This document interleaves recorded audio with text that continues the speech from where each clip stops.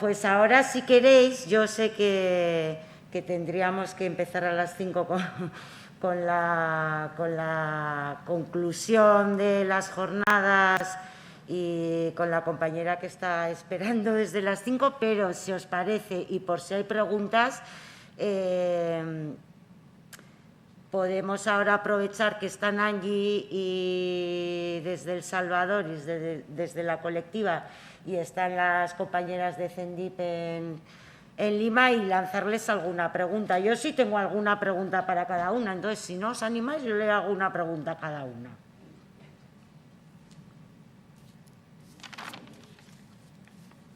Y animaros los que estáis en el otro lado de las pantallas.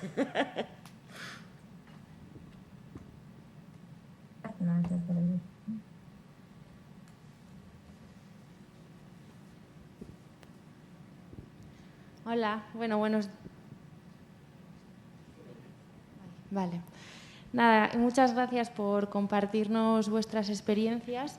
Yo me quedo con eso de que el comportamiento violento es un comportamiento que se aprende y que se puede desaprender. Y la verdad que me parece muy interesante que compartamos en estos espacios. Ahora, el COVID por lo menos nos ha ayudado un poco a poder comunicarnos más, aunque sea a través de la pantalla, pero me parece muy interesante compartir vuestros aprendizajes porque creo que tenemos también aquí mucho que aprender de vosotras, ¿no? Y creo que deberíamos seguir haciéndolo y seguir aprendiendo y nada, yo era eso lo que quería decir, simplemente agradeceros el compartirlo y ojalá podamos seguir trabajando juntas mucho tiempo.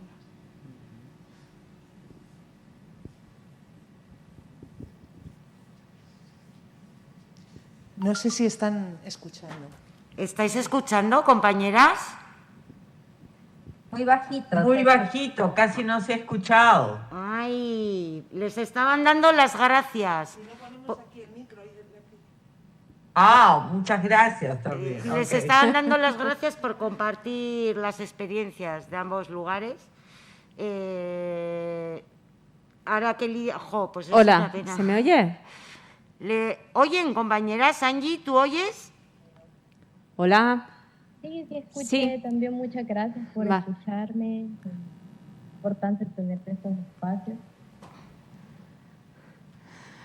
Pues yo también agradecer las dos intervenciones y todo lo compartido. Y era una pregunta sobre todo a Angie, porque has mencionado mucho los protocolos. Esta mañana en una intervención también de una profesora universitaria que estaba, nos han presentado un diagnóstico de violencia sexual que se desarrolló en varios lugares, entre ellos aquí en la Universidad del País Vasco, y ella también hablaba de cómo a veces desde las instituciones nos dotamos de protocolos, nos dotamos de a veces incluso hasta leyes que luego quedan en papel mojado, ¿no? No se utilizan como la realidad de los protocolos de atención de violencias aquí en la universidad.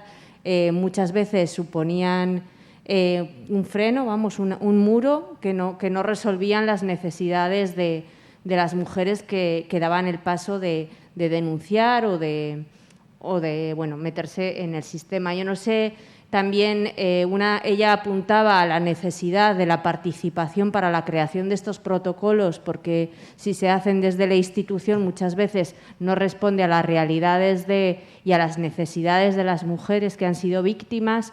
Y yo no sé, quizás esto lo has compartido un poco, pero cuando ha empezado a fallar un poco la conexión, entonces no sé si ha quedado muy claro si nos podéis compartir desde el estudiantado qué espacios de interlocución tenéis con la universidad, porque yo me parece que es una de las cuestiones que aquí igual yo hablo también desde el desconocimiento de cómo funciona la universidad por dentro, ¿no? Pero me da la sensación que no hay estos espacios de interlocución de tú a tú desde el alumnado y la institución para crear este tipo de recursos, ¿no? Pueden ser los protocolos o pueden ser otros muchos. Gracias. Angie, ¿has oído la pregunta que te lanzaban por aquí?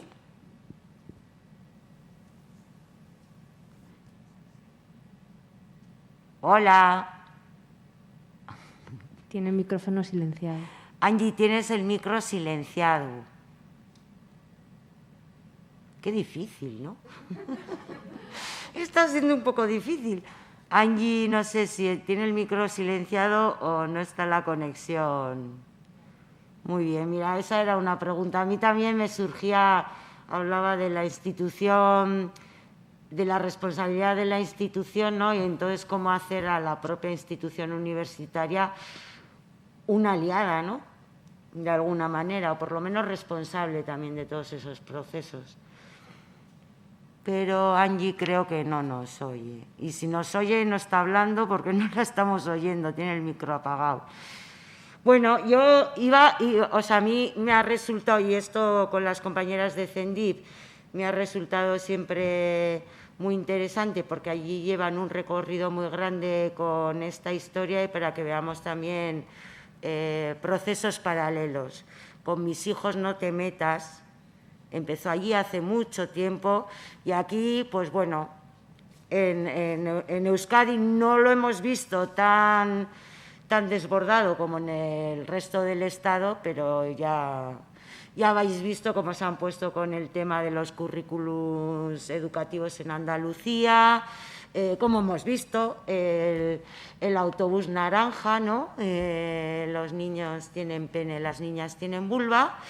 Y bueno, entre esas cosas de aprender, yo creo que hoy a la mañana ya se comentaba que tendríamos muchas veces que aprender de recorridos que los movimientos han tenido en otros sitios y, por ejemplo, en esta confrontación con los fundamentalismos conservadores de Latinoamérica en concreto hay mucho que aprender porque llevan mucho tiempo y dando mucha guerra desde hace tiempo.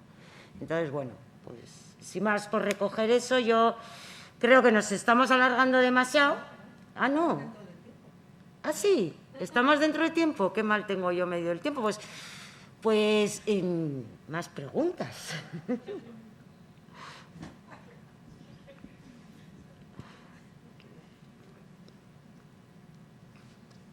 O no sé, compañeras de... Es que, Angie ya se nos ha salido. No sé si las compañeras o aquí las compañeras universitarias, a mí también me pilla muy lejos el mundo universitario. No sabía ni que existían protocolos, no tenía ni idea. Entonces es interesante estas cuestiones que nos ha estado contando Angie, cómo se viven desde aquí. O las compas de CENDIP, si quieren comentarnos cómo han vivido y cómo han confrontado desde los centros escolares estas campañas brutales, porque allí no era un autobús, eran marabuntas de personas saliendo a la calle diciendo con mis hijos no te metas, que les vas a homosexualizar por educar en género. Mira. Bien, sí, en realidad esta campaña de con mis hijos no te metas ha sido bastante contraproducente y el Estado creo que ahí no ha puesto una mano firme, ¿no? Porque son políticas de Estado, son leyes, ¿no? Y han puesto una contrademanda en el Poder Judicial para que no se aplique el enfoque de género en las escuelas y el Estado está haciendo todo el proceso de esta demanda que han hecho este colectivo, ¿no? Cuando sí es ley debe cumplirse, ¿no? Pero también parte de, digamos, la jurisprudencia dice, ¿no? Que hasta que no haya nada resuelto, nada a favor del colectivo, se debe seguir implementando en las escuelas. Pero está del otro lado también que muchos docentes o directivos de las instituciones, por temor a lo que puedan decir los padres y madres de familia que se oponen a la currícula escolar, no lo hacen, ¿no? Dicen, no, porque como está en litigio, entonces no se puede tratar el tema, ¿no? Pero la otra parte de la ley dice, bueno, está en litigio, entonces hasta que no resuelvan a su favor se debe seguir tratando porque es ley, es norma, ¿no? Pero están esas dos y es como una balanza que sube y baja a favor o en contra del estudiante, a fin de cuentas, ¿no? Porque quien se ve perjudicado son las y los estudiantes que no tienen un norte respecto a lo que es su educación sexual integral, ¿no? Y hay colegios en los que sí nos hemos topado con una gran comunidad de personas, padres, madres de familia, que tienen una religión marcada, ¿no? Usualmente, en este caso, hay un colegio que la mayoría de padres y madres son de religión evangelista. y esta religión está dentro del colectivo, ¿no? Porque muchos movimientos religiosos y partidos políticos están dentro del colectivo Con Mis Hijos No Te Metas, y un poco impiden la labor de los docentes, ¿no? Y cuando se trabaja con los docentes en la capacitación de los enfoques de género, de derechos, de diversidad sexual, siempre sale a relucir que los padres, cuando se trabaja estos temas con sus hijos, se oponen, ¿no? Y piden reuniones con los docentes, con los directivos, porque están en contra de sus valores, ¿no? Y que eso solo debe ser cuestión de los padres y las madres, ¿no? Entonces, hay un fuerte confrontamiento, pero, digamos, basándonos en la ley, tenemos que seguir hasta que no se haya dicho lo contrario, ¿no? Bueno, esperemos que el litigio salga bien, porque la ley está hecha.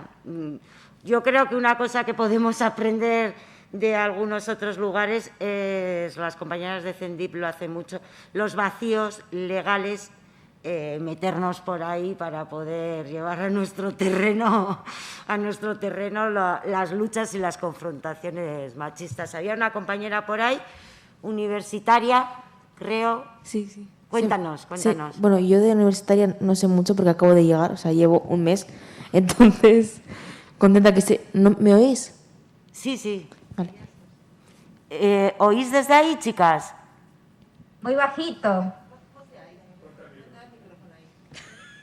Que como estamos con tiempo.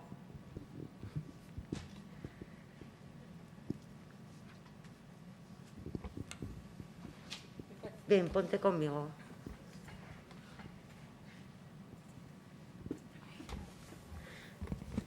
¿Así me oís? ¿Oís ahí en terreno, Alicia? Estefania. Perfecto. Primero me gusta mucho la charla, muy interesante y un punto de vista muy duro, pero muy necesario. Y luego cuando habéis comentado lo de que cuando se educa en género se dice que van a homosexualizar a los niños, o sea, me parece muy ridículo. Por esa regla de 3, a mí me han heterosexualizado. Y estoy bien, o sea, estoy yo de ello, ¿eh? Y me parece muy ridículo, quiero decirte, educar o poner una ley como es la ley del aborto, por ejemplo, o la ley del matrimonio igualitario, no te obliga a seguirla, te da la oportunidad de tenerla ahí. Y os quería preguntar una cosa, como habéis hablado mucho de los embarazos adolescentes y de que por los embarazos tiene que cortar su vida estudiantil, ¿cómo está ahí lo del aborto? Bien. En nuestro país el aborto terapéutico es ley ya hace más de 50 años. El terapéutico. Pero recién a partir del 2009 es que aprobaron un protocolo de cómo se va a efectuar el aborto terapéutico, el cual tiene 10 causales, las cuales tienen que ver con efectos de salud física. Pero tiene una onceava causal que tiene que ver con cualquier otra circunstancia en la que afecte la salud de la mujer, ¿no? Y acá es donde también hay ese vacío legal del cual se pueden aprovechar, que tiene que ver con la salud mental, que también es importante, ¿no? Entonces, a partir de esto, con la ola de violaciones sexuales que han ocurrido a menores de edad ahora en pandemia, ¿no? Y que se han dado cuenta que realmente viven con sus violentadores, ¿no? Hay muchas niñas, ¿no?, que han quedado embarazadas y que les han negado el aborto terapéutico. Entonces, sí es una causal, porque es una niña, está viéndose afectada su salud física, su vida y también su salud mental. Pero aún así, acá los médicos tienen la probabilidad de hacer objeción de conciencia. Por ende, si yo objeto mi conciencia, no atiendo ese caso, pero debería atender el siguiente médico, ¿no? Porque hay una junta médica que se reúne para evaluar y atender el caso. Pero ya hay muchos casos que se han dado incluso en otras ocasiones, cuando no hemos estado en pandemia, que son casos que incluso han ido a la Corte Interamericana de Derechos Humanos, casos emblemáticos que ha tenido Perú porque las adolescentes lo han ganado, porque han estado en su derecho y se les ha prohibido el aborto terapéutico. Pero acá solamente hay esas 10 causales. Los médicos muy poco activan la onceava causal que tiene que ver con la salud mental, ¿no? Entonces, por esa razón es que hay tanta reticencia al hecho de poder, digamos, procurar un aborto, ¿no?, dentro de la salubridad para poder brindarle una mejor calidad de vida a esa niña o a esa adolescente o a esa mujer en general que se encuentra ante una situación de un embarazo que no desea, ¿no? Y todavía se está intentando luchar, ¿no?, por el tema del aborto por causal de violación, ¿no? Que debería estar dentro de la ley que ya está aplicada, pero se está queriendo hacer una ley aparte solo en casos de violación. Se seguirá luchando hasta tener el aborto terapéutico en cualquier causal, ¿no? Porque esa es la idea, que la mujer tenga el derecho a su cuerpo, a decidir sobre él, y que pues un embarazo no deseado no tenga que afectar su salud en todas las esferas, ¿no? La física, la psicológica, la emocional. Pero sí es bastante preocupante la cantidad de niñas que están siendo madres en estos momentos, ¿no? Y las adolescentes ni qué decir, porque no solo es el hecho de violaciones sexuales, sino también el hecho de que inician su vida sexual, pero hay una ley, que es la Ley General de Salud, que impide que menores de edad puedan acceder a servicios de salud si no es con la compañía de sus padres. Pero esta ley se contrapone a la norma de planificación familiar, que dice que a partir de los 14 años los y las adolescentes pueden acceder a consejería en planificación familiar y a métodos anticonceptivos, porque no es un procedimiento quirúrgico. Entonces, una ley contrapone a la norma, y esto hace difícil que las y los adolescentes puedan acceder de manera más, digamos, con mucha mayor facilidad a los servicios de planificación familiar y a métodos anticonceptivos modernos que van a ayudar a que puedan protegerse. Además, también con todo el estigma que hay por el hecho de, y que es mucho tabú acá en nuestro país, la sexualidad de los adolescentes, el uso del condón, que sería algo mucho más sencillo de utilizar para prevenir embarazos e infecciones de transmisión sexual, también es mal visto, ¿no? Y no les pueden dar de manera gratuita un condón, pero sí pueden comprarlo en la farmacia. Entonces, quienes son de bajos recursos tienen menos probabilidades